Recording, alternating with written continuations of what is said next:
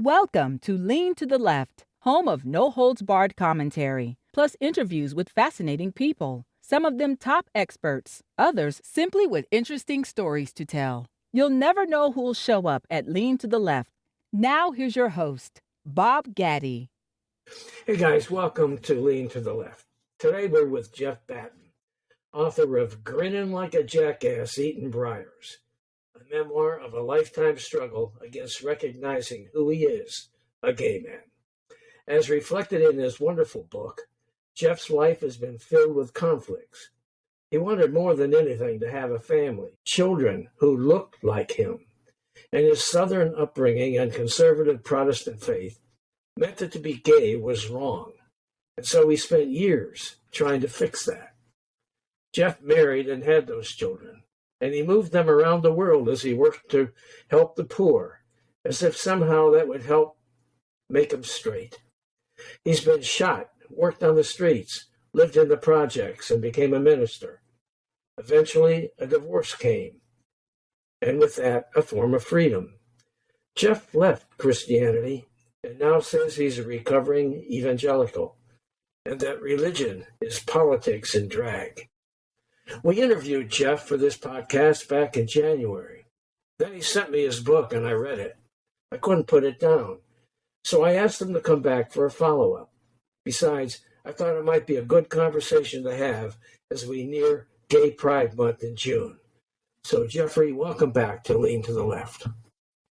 Oh, Bob, thanks for having me. Is that Thrilled to be here. was that intro okay? Beautiful. All right. I couldn't have said it better myself. All right, my friend. So look, explain this title, Grinnin Like a Jackass Eatin Briars. My wife looked at the book and she said, what the hell does that mean? So I figure she's a pretty good, judge of stuff. So tell me, Did you read the book? Tell us what it means. Well, it was the origination of it was some line my dad used to say all the time, because my dad was the king of saying all those little sayings, Southern sayings. Yeah. So he used to tell me that when I was a kid, which are scattered all through your book. Yeah. And so, to ad nauseum, I might add. I love them. They're funny. So my dad would say that to me when I was always trying to hide something. Yeah. Right. I'd come in there knowing it was in trouble, but I was trying to act like I wasn't. Yeah. He'd say, "Why are you coming in here grinning like a jackass eating briars?" And so when I told Landon, who helped me write the book, when I told him that, he had the same reaction. He was like, "Oh my God, that's the title of the book right there." Uh-huh. And we went back and forth about it because it's long. Yeah. Yeah. It was really long, but it just kind of sums up the whole book. Uh-huh. Really. Uh-huh. When you talk about my Southern heritage, always, trying to be something I wasn't, always trying to fake it, like everything's great, but it really wasn't. And that's kind of how I start the book, with that little blurb about, when jackasses, they'll eat anything, and then they'll eat those briars, and it looks like they're grinning, but they're really not. They're really in a lot of pain. Okay. And that really is the metaphor of the book. Okay. Right? Okay, great. Well, let's review. You were here on our podcast, and I think it was in January. Yeah, I think so. And I hope, you guys, if you didn't listen to that one, go back and listen to it, because there's a lot of great stuff there. But if you can, Jeff, if you can just give us a quick summary of your book and where it goes, that'd be great. Well, the book starts in the South, obviously, and it's really in the middle of the civil rights movement, right? And I grew up post-integration in the South. And so it starts there, talks about life on the farm, my indoctrination unaware is a line I use in the book. And so I kind of go through the process of wanting children knowing I was gay, not being able to reconcile those things. And so I go through that process of what the lengths I went to try to undo some of that. And because the joke was, or the cruel thing was, that here I am gay and I want kids. And so I had to work through that process, right? And so that's kind of what the book is about, the lengths I went to get straight. Yeah, okay. That takes us to my next question. I mean, you just said you knew it from the time you were a kid that you were gay, yet you married and you had 3 kids, and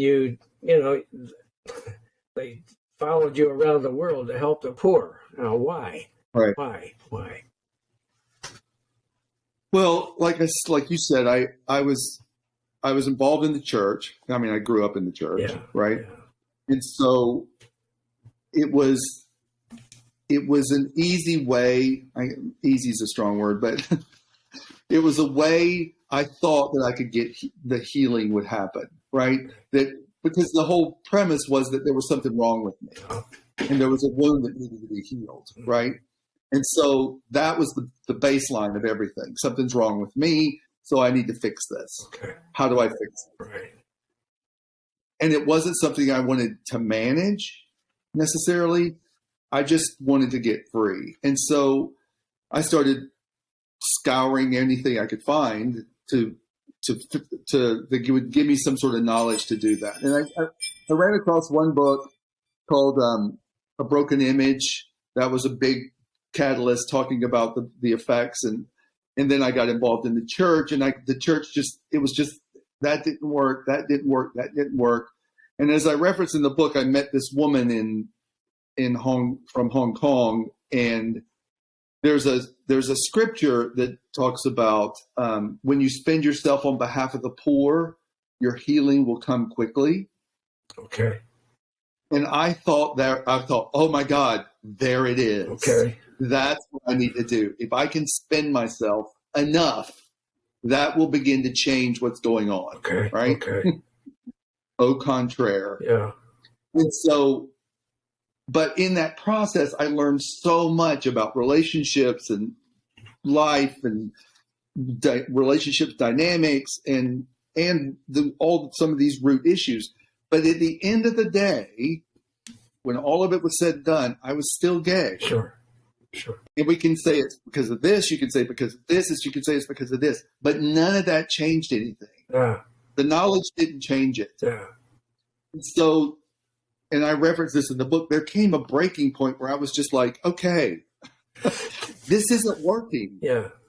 Jeff, how old were you when you got married?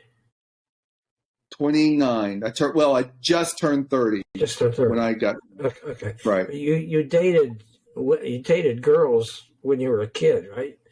And as a young adult. Yep. And then I got free and came out of the lifestyle, right?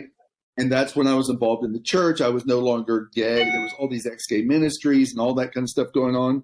And so, particularly back in the 80s, I don't know what it is like now, but so I was involved in all of that kind of stuff, trying to get, reconditioned, if you will.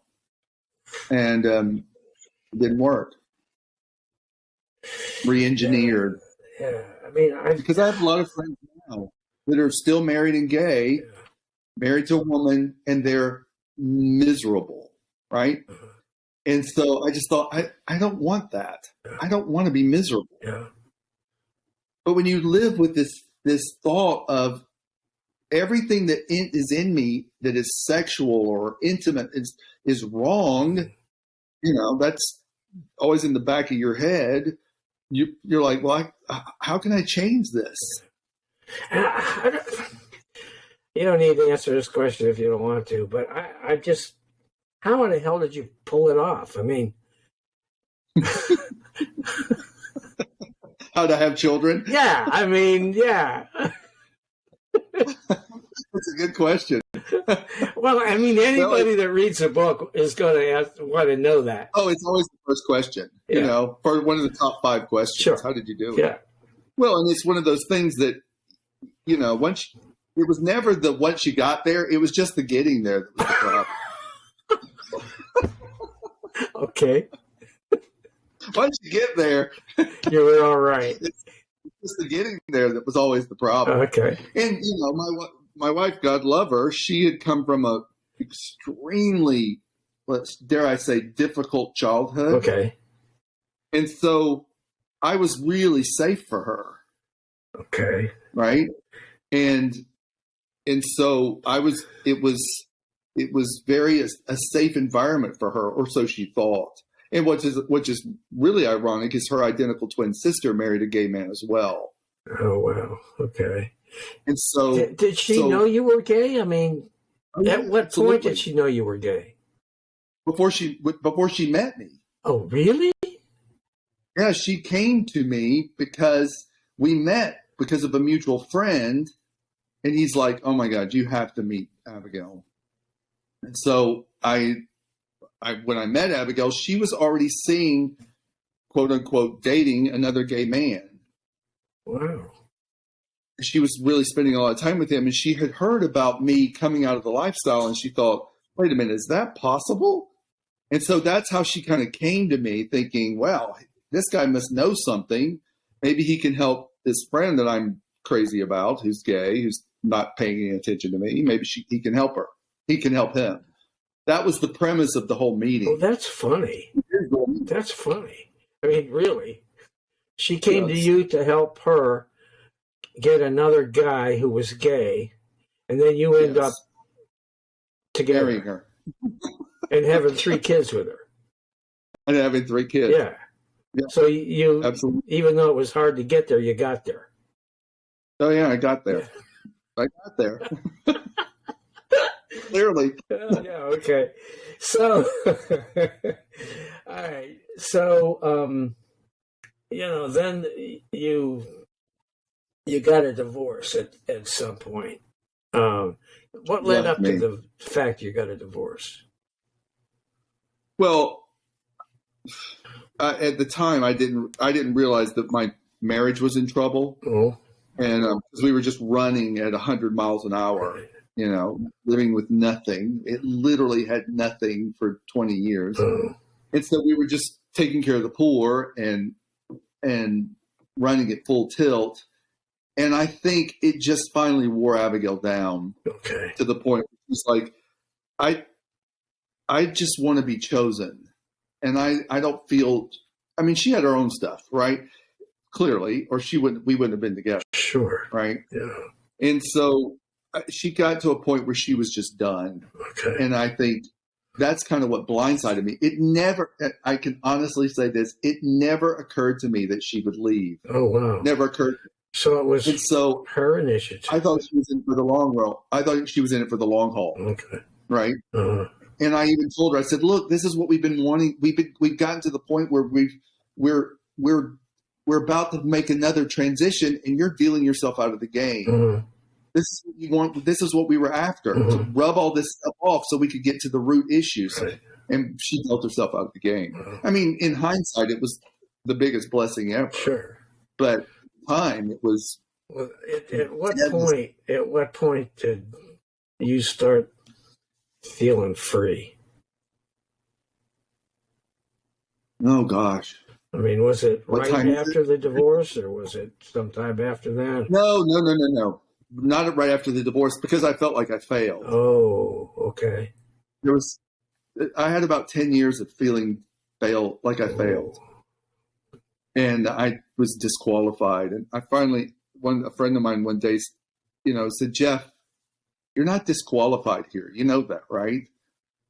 And it just, it was one of those things where I was like, and I thought, you know what? You're absolutely right. I'm not disqualified. I didn't believe it at the time, but it began this healing process of the acceptance.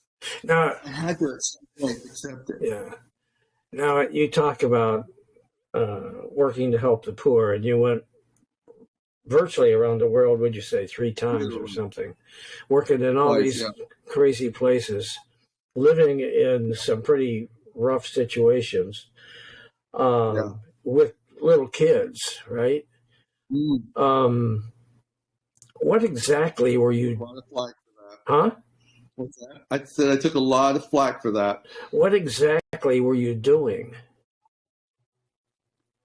Well, in the beginning, I was part of a ministry in Atlanta that came out of the Vineyard Church. Okay. And so the Vineyard was big in the 80s. And John Wimber out of Anaheim, California, this new kind of non-denominational church. Mm-hmm. A lot of young people, seeker-friendly stuff. And so we came out of that and we moved into the church started going into the projects to feed the poor, Mm-hmm. help people, Mm-hmm. right? And so we at that point were part of that, but our church was somewhere else. And we were working in the inner city already. And that's where my business was. We had finally opened a coffee shop. Oh, that's right. Yeah. And so the projects were in the center of Atlanta, which is Atlanta's unique because of that. Mm-hmm. And so all the people that were involved in the ministry were coming into our coffee shop, right? Okay. And so we already knew these people, but we started bonding with them. And then I was like, why are we traveling everywhere? Let's just start going to this church, right? Because we were already kind of part of it.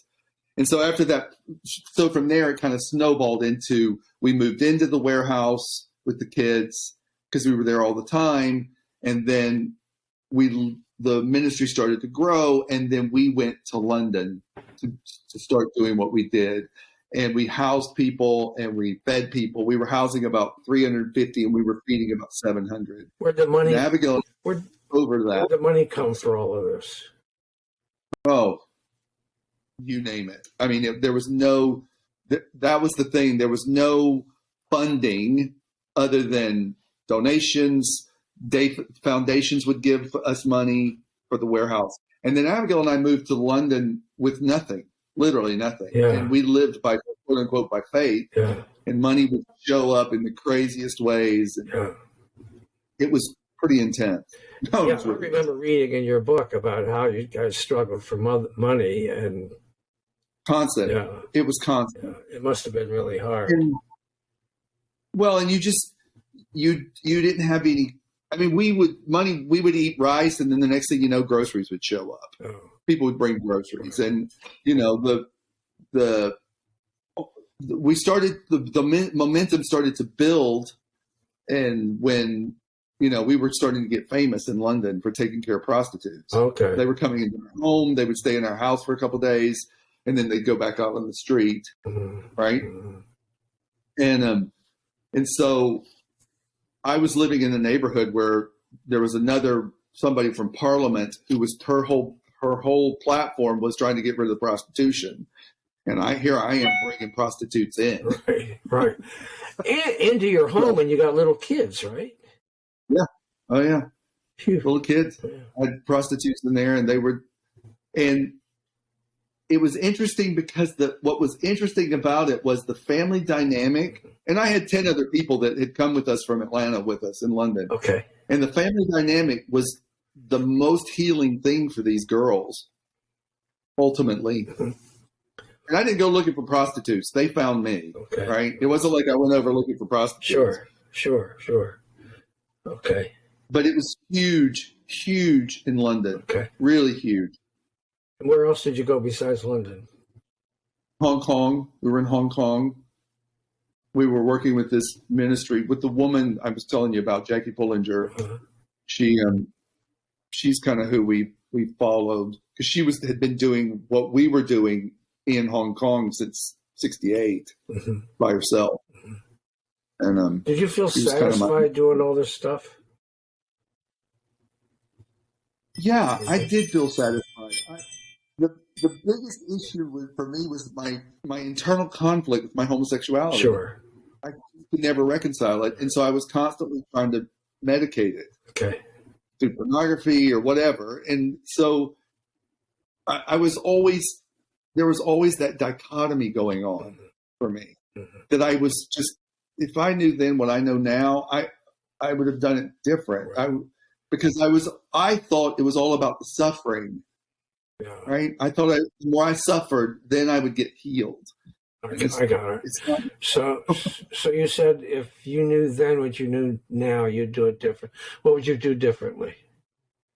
I would have enjoyed the process. Okay. I would have had fun. I would have looked for the joy in it. And because I thought it was all about the suffering. Okay. And it wasn't the suffering at all. I mean, I was miserable on some levels. It was incredibly rewarding. Yeah. Right? Because it was really difficult to watch, but it was incredibly rewarding to see these people who were, whether they got changed or not, I don't know, but they started to understand what it meant to, because I didn't have any requirements on them. Mm-hmm. You know, it wasn't like you have to do this to get the food. Right. You have to do this to do that. Right. I was just there to serve. Okay. And so if they wanted a bottle of beer, I'm okay.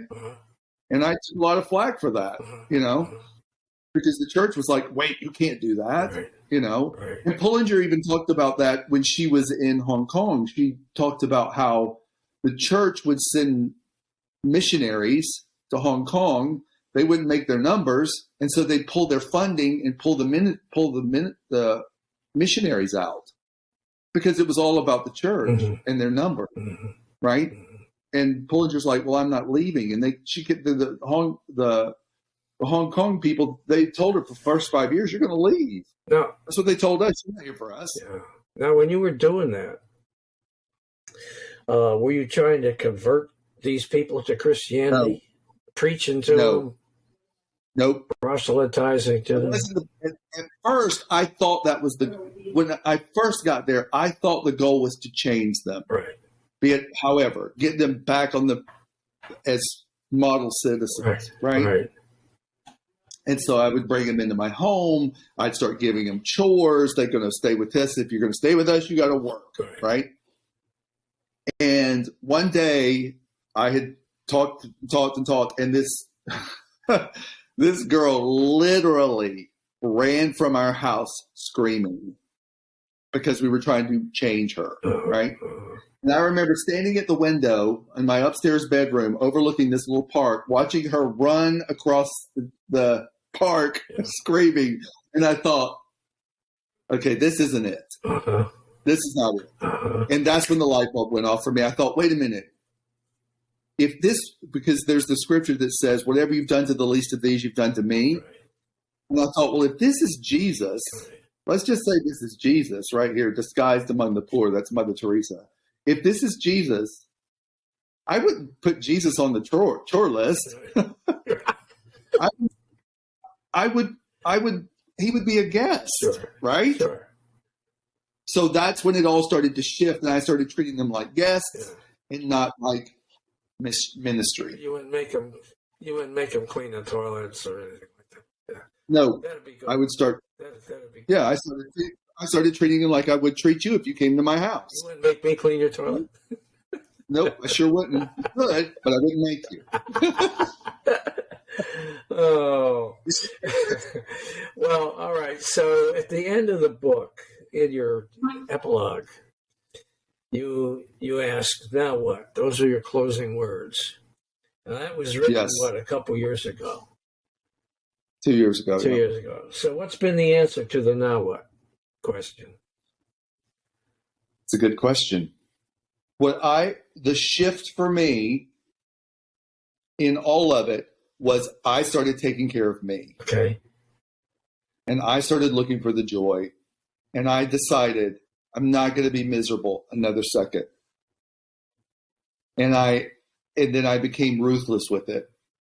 I'm not going to be miserable. I was miserable for the first 50 years. I'm not going to be miserable anymore. And that became my mantra of how do I love Jeff? How do I take care of me? How do I find the joy in it? And so now I get to do what I want to do. And I'm a coach. I love being a life coach, which is what I've done for 25 years. And now I'm doing it full time now. Okay. And the type of people that you coach are?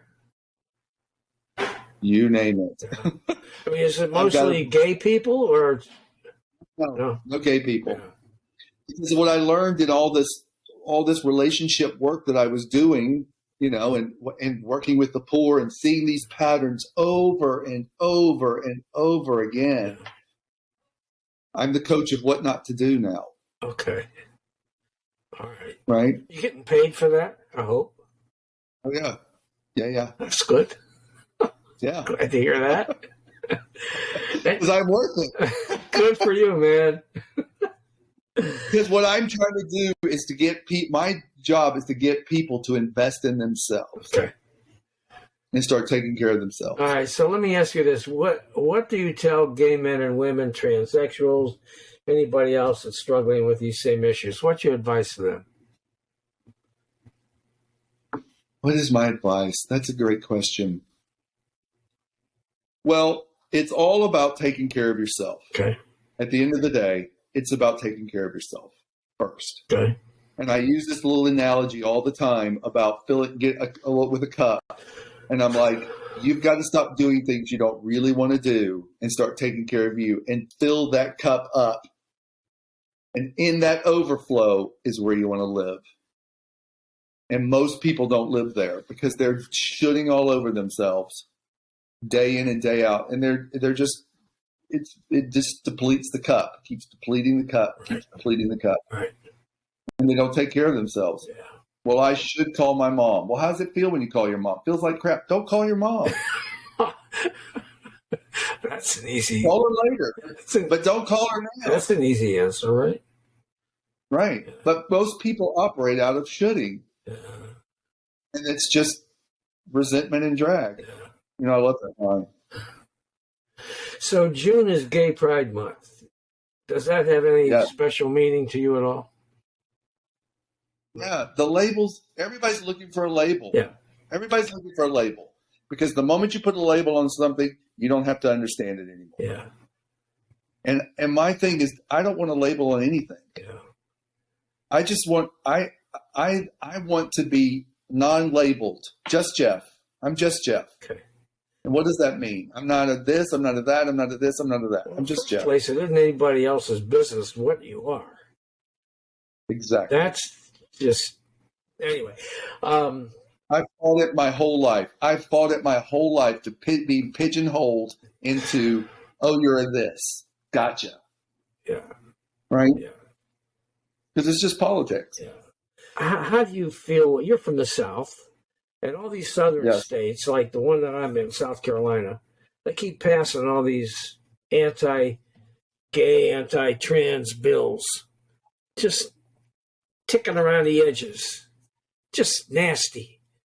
What's that make you? How does that make you feel? What do you think about that? Well, first of all, it's sad, obviously, but it's all fear-based. It's all from the unknown. Yeah. They just don't understand. They don't. And that, Bob, is really the crux of the book. Because I wanted people that when people say, well, why are you choosing this lifestyle? Right? Why are you choosing this? I didn't choose this. I chose to be straight. Yeah. Right? That's right. And no one understands what I was going through. They just put me in a box. Oh, you're gay. You're choosing this. This is sin. Whatever it is, whatever their story was, right? But they didn't know me. They didn't understand where I'd been, what I'd been through, right? We don't, and that was the point I was trying to make in the book of all of these stereotypes that we put from the poor to African Americans to gay people. All of that's covered in the book. All of us are considered second-class citizens. To a certain degree, right? Mm-hmm. And so on some levels, people's opinions and stereotypes and generalizations, but you don't understand the person. It's like homeless people. They didn't just decide one day, I'm going to be homeless. They're not lazy. Yeah. Poor people are the hardest working people I know. Yeah. It's a lot of work to be poor. It's a lot of work. Lazy. They just are caught in this belief system that's not real. I love the story in your epilogue where you're at the red light and you saw this homeless guy. Yes. Now, before you would have put the guy in your car and taken him home and, done whatever to try to make him whole again. Yes, fix him. But this time you gave him $20 and said, "See ya." That's right. Because I can't fix him. Right. But you can fix you. You did fix you, right? Yeah. Well, I let go. Yeah, that's how you fix. That's how you fix. Except, yes. Yeah. And I'm not. And fixing this guy wouldn't change me. Right. Right. Right. Right. And that was the lesson. But nevertheless, and you still did an act of kindness. You helped him. You helped him out. Right. You gave him $20 or whatever it was. Yes. Yes. Yeah. Because it's never about them. It's always about me. Yeah. What am I willing to give? Yeah. Yeah. And that's the line in the book. Yeah. I always thought, we always think that it's these people that they're going to do something with the money, that buy drugs or whatever. But it's not about them. It's about you being willing to give. Yeah. And that really is the crux of the whole thing. Whether they're African American, second-class citizen, whatever label you put on somebody, it's never about them. It's about you being willing to not judge. I look at these folks, and I mean, here, even in Myrtle Beach, South Carolina, we have homeless people. And some of them are begging at the corner near the Walmart. And they carry signs with messages and so on. And you're riding in a car with somebody and they say, well, don't give them any money. They'll just use it for drugs. Well, I don't know, Jeff. I look at them and I think, how sad it is that they've come to the point that they're forced to stand on the corner to ask for money regardless of what the motive is. I don't care what the motive is. Yes. I don't really care if this is their way to earn a living, so be it. Yes. Yes. 100%. Yeah. That's the first line in the book. Mercy triumphs over judgment. Yeah. So where can people get your book, Jeff? Amazon. Okay. Or on my website. There's a link on my website. Okay. jeffbatton.com. Okay. All right. Yeah. All right. So once again, it's Grinnin Like a Jackass Eatin Briars by Jeff Batton. Buy this book. It's really good. Trust me. Yes. Yes. Okay. Yes. Thank you, Jeff. Thank you, Bob. Thank you again. Okay, buddy. Great talking to you. Hey, guys. Thanks for listening.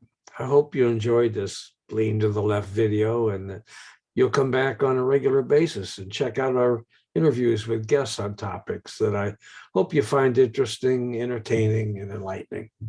Our audio interviews stream weekly on Mondays, and depending on what's going on, also on Thursdays. And many are also produced as videos like this one. In addition, we provide narrations of much of the commentary published on the Lean to the Left blog, commentary by some excellent writers with perspectives on a whole range of topics. Now, you can sign up as a member at leantotheleft.net. And of course, it's all free. Also, let your friends know about this podcast and take a minute to subscribe. Just go to podcast.leantotheleft.net. You can subscribe there. You can also check out the upcoming interview schedule, and you can listen to all of our episodes too. You can also support this podcast by clicking on the Donate tab at the top of the page, where you'll find links to buy me a cup of coffee and also PayPal. Follow us on social media. Facebook at the Lean to the Left Podcast, Twitter at Lean to the Left 1, Instagram at Not Fake News. Now remember, our goal is to be informative and entertaining as we comment on the latest developments in the news. You guessed it, with just a little lean to the left. Now this is Bob Gaddy signing off for Lean to the Left.